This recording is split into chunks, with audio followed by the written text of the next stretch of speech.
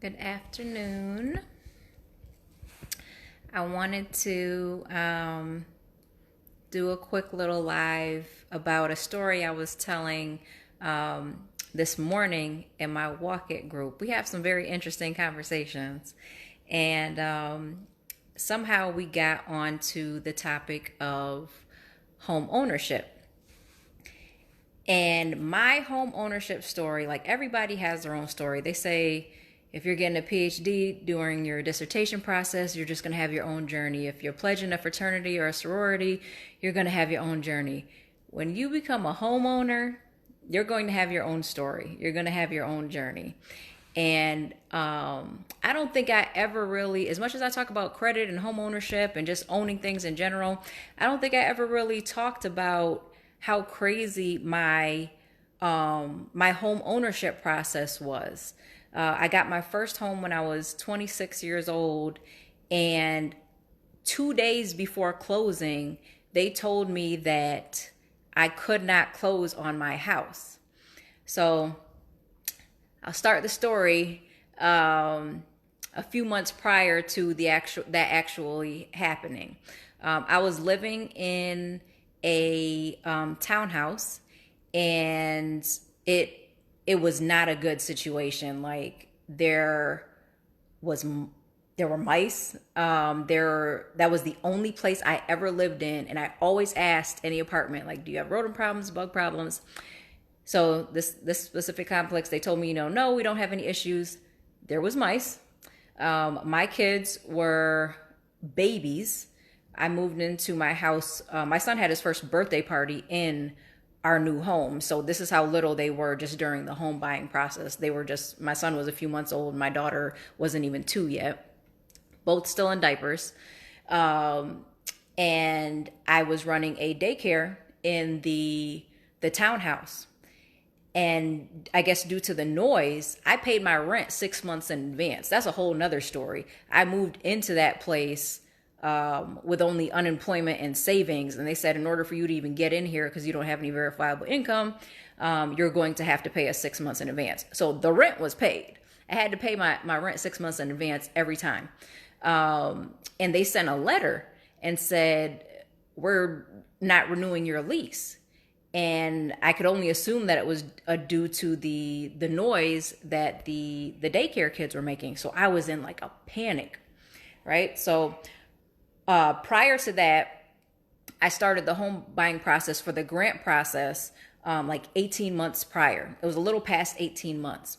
And so I had run out of the time you're supposed to use your grant within a certain period of time. And so I was out of that time frame. And I had to call. I don't remember who I called. I want to say I was working with maybe some community organization to get the grant. And so I called them and I was like, hey, look, I know I'm past my time limit. Do they do any extensions? Let me tell you something about me. I will ask for loopholes and find loopholes in anything, okay? All you got to do is ask sometimes. So I was like, look, do y'all do extensions? I know it says that you have to have it during this time period. Do you do any extensions? And they were like, well, we don't know. We've never had anybody ask that question before. Let me find out and see. So they contacted me back and they were like, we typically don't do this, but we'll allow you a 6 month extension for you to use the grant money. So I was like, yes. So then I had to call the city and I had to do the same thing. I'm like, yo, can you grant me an extension? And they said yes eventually too. So I was like, okay, cool. So I got online and I just started searching for houses nearby. I wanted to stay in the same area because of the daycare. I wanted to make sure that the kids' buses could still get to me. So ended up finding a couple good houses in the next street over. Boom, sold. Just like that. Like they were no longer there. I was like, oh. So I ended up coming across house on a little quiet street, and I was like, oh my goodness, this is perfect, right? So I go up to the neighbors, or I go up to the house, and I see that the owner is outside. He's mowing his lawn. And I was like, you're going to think I'm crazy, but I saw this house online, and I really want this house. Can I just come in your house and see it for myself? And he was like, okay, because you're not supposed to do that. You're supposed to go in with a realtor. You're supposed to set up an appointment, or if they have an open house, you view it then. I didn't really know all of that stuff, so I was just like, can I come into your house? He was like, well, my wife is in there. Let me ask her, and as long as she's fine with it, you can come in. So they let me see the house, and I told them, I was like, I'm going to get this house, right? So that's how it started. I left. I came back with the kids. I was like, yo, we're going to get this house. And actually, I came back with my kid's father at the time. And I remember telling him, I said, I'm going to get this house with or without you. And then so I would drive by the house almost every night. I'd pray over the house. They probably thought I was crazy if they seen my car. Like, I would drive by, I would pray over the house. I'm like, Lord, I need this house. We don't have, I don't know what I'm going to do. I have 2 kids. The relationship that I was in at the time, it was definitely dwindling. I'm like, what am I going to do? I've never been in this situation, and I damn sure don't want to be homeless, right? So I drive by, pray on it, paperwork's in. At the time, I was running the daycare, and I was also working once a week at RIT. I was doing I was basically mentoring like a program there for, I believe it was middle school students. So all the paperwork's in, everything's looking good, right? So you have to put in an offer on the house, and they wanted a certain amount, and me being frugal, I go under the amount that they wanted. So I put in my offer. It was like $500 under, and I didn't know that other people could bid too. I didn't know any of this stuff, right? So somebody bid higher than the asking price. Don't you know they went with my offer? Because I came to that man and said, can I come in your house? And I looked him dead in his face and I said, I want this house. They told the other people, we'll put you on hold, but if she puts in her good faith deposit, we're going with her. Because I was serious about it. They had a couple people prior fall through, and they could tell that I was very serious about wanting this home, right? So I was like, oh, thank God, right? So I got all the paperwork in, everything's going good. And I remember I called my realtor and I was like, hey, you don't need any of my pay stubs anymore, right? Like, everything is good, because the program that I was working at RIT was, it was only seasonal. So it wasn't going to come back around for a month until the school year started. So they were like, yeah, we don't need anything from you. You're all set. Like, you're good, right? So this is August, late August when this happens. And I'm like, all right, cool. So September rolls around, or we're getting ready to close, and my realtor calls me and she says, hey, we just need your last 2 pay stubs and we're good to go. We'll be able to close on the house. And I was like, you told me you didn't need anything else. And she was like, yeah, they just want the last thing and that's it. Like, they just want to verify that you're still working there. And I was like, what am I going to do? So I didn't tell her that it was a seasonal position. The reason why I was approved is because it was RIT, and even the amount that I was making just working there once a week, it was technically enough with my debt to income ratio and credit score and everything else. It was enough to hold the mortgage on the house. So I was like, I had to tell her, I said, that job is seasonal. It comes, we have a program here, a program there, and they hire me whenever they need me. I said, it just ended. I don't have, or it ended like a couple weeks prior. I said, I don't have a recent pay stub to give you. And she was just like, oh my God. And I'm like, is there anything that you could do to like sway them not to need that documentation? She's just like, no, they need the documentation to close.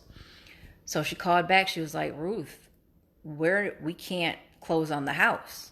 There's nothing that we can do. They're saying that, you don't have that job now. I had quite a bit of money in the bank, and daycare was going very well, but because I had just started the daycare, I didn't have any tax returns. And even when you have a business, you need 3 to 5 years of tax returns, and I believe they've gotten more stringent with it. I believe it's just 5 years now of tax returns showing profit. All right, you don't want to take a loss. When you're trying to get a home, you have to show a certain amount of money, so your bottom line has to be enough to carry that mortgage, right? So I didn't have any tax returns.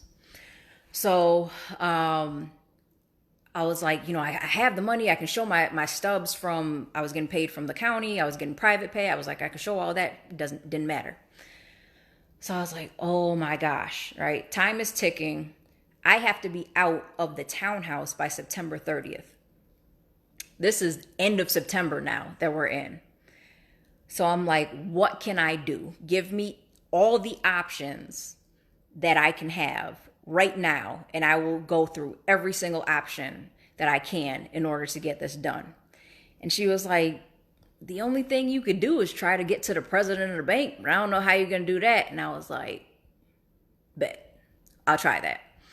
So the next day, I was very frantic. I was all over the place. And I remember I was talking to one of my friends, and he was like, he's pretty well off. And he was like, look, I deal with people, I deal with presidents of banks and all this kind of stuff, all these kind of people. Whatever you do, don't go in there and panic. Be as logical as possible and just give them facts. Don't seem like you're scared. Go in there with a straight face and give them facts. So I'm nervous as hell, right? I'm like, okay.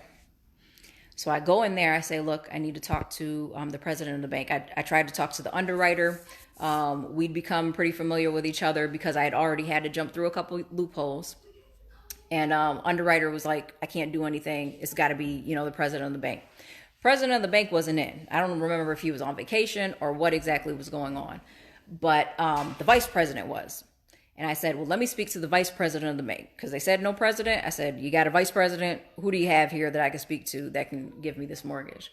And so the lady said, well, the vice president will be here. And they scheduled a meeting. I'll never forget. It was at 3 p.m. I said, be back here at 3 p.m. Don't be late. I was like, all right, cool. I prayed. I rode by the house, prayed over the house. I told the realtor, she wasn't even like a woman she didn't really have any faith, but she was like, our whole office is praying for you right now. Like, this is just crazy. So I was like, everybody just pray. So I was like, all right, God, I'm going to go in here. I'm going to give them facts. And so I went into the bank. They had like this little area to the side, this little conference room. And I walk over. Hold on 1 second. Sanaya, I can hear you. My daughter has her headphones on and she'll like talk really, really loud. Anywho, so yeah, I go into the bank. There's this little conference room over there, and I got this notice in the mail. They're not going to be able to renew our lease. And God's telling me like, nope, that's not what he needs. That's not what he needs. So I'm giving him every fact possible. I have a daycare. I got this amount of money in the bank. It's in your bank. You can check it. And he goes and checks and he's like, yeah, well, that's something maybe. So I just keep talking and talking and talking. And finally I say, yeah, because, I've been working at that college since 2003. And he was like, hold on, stop. And then I remember I spit out like a couple more facts. And he was like, back up. What did you just say? And I said, I don't know which one. And he was like, you said something about you've been working at the college. I said, yeah, I've been working at the college since 2003. And he was like, so you're telling me if I call their human resources department, they're going to tell me that you've been there since 2003. This is in 2012 when everything happened.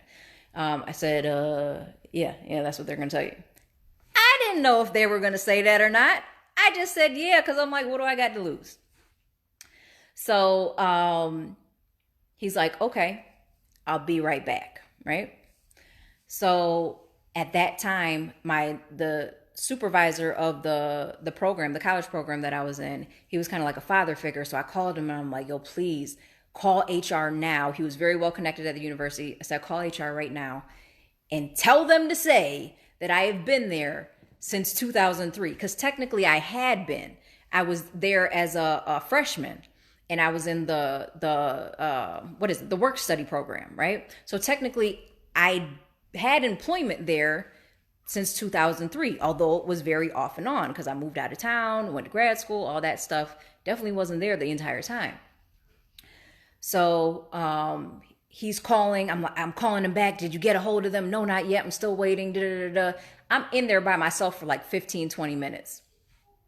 So my supervisor finally calls me back and he's like, Ruth, I'm so sorry, because it was nearing the end of the day at this point.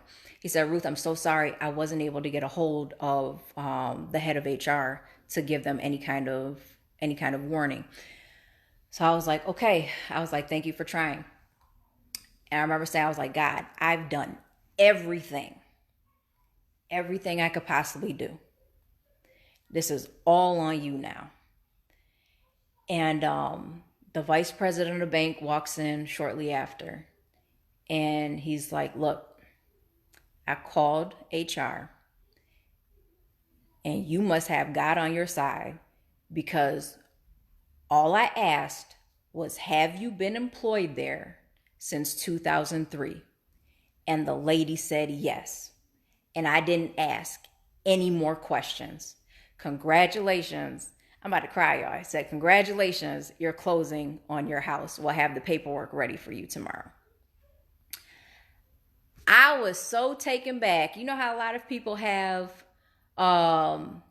like they'll do the big key and the pictures. I don't have any pictures of my home buying process. None. Because I was a nervous wreck. Even after I signed the paperwork the next day, I was like, so you sure you can't take this back from me, right? Like, it's mine. I'm good. We're straight. Okay. Like, I didn't have any of that, because they're like, are you happy? I'm like, just let me move in the house. Because I could not believe that it was real. I could not believe that I actually got the house. I was not supposed to get that house. Let me tell you, prayer works. Do everything that you can. The reason why I've gotten so far in life is because somebody will tell me no, and I'll be like, okay, but it must be a way around your no. And a lot of the times I will figure out a way around that no. Like, for real. That's why I've been able to travel the world. And I could tell you the story about how I went to South Africa for a month, and I got it to be a work study, or not a work study, a travel abroad experience for grad school. And that wasn't supposed to happen. Like, I literally will find loophole after loophole. Man, people can't tell me no. That's all it is. Like, I will find, and then if it is a flat out no, where I've done everything in my power to do what I need to do and it doesn't work, that's how I know it's not for me. Not because I tried 1 week and it failed, not because I tried 2-3 times and didn't get through, but because I kept on trying until I couldn't try anymore. And at that point, I'll give it to God. And if he's like, nope, it's really not for you, bye-bye. Don't matter if it's a person, place, or thing, bye-bye. Because I know I've done everything to either keep you in my life, to keep that thing in my life, that person in my life, whatever it may be. I know I've done my part. Once I've done all I can do, if it's for me, gotta work it out. If it ain't, bye. And so I got the house. It was for me, and God worked it out. So that's a long story, but I'm glad y'all stuck around for it, because it was definitely a blessing. It was a blessing to my kids. Like I said, my son had his first birthday party in there, and many birthdays from there on, and then soon it'll be somebody else's. So I'm very blessed and I'm very grateful. But I say all that to say, please press through and know that loopholes are a real thing, that asking questions when you are denied to try to gain access to something is a real thing.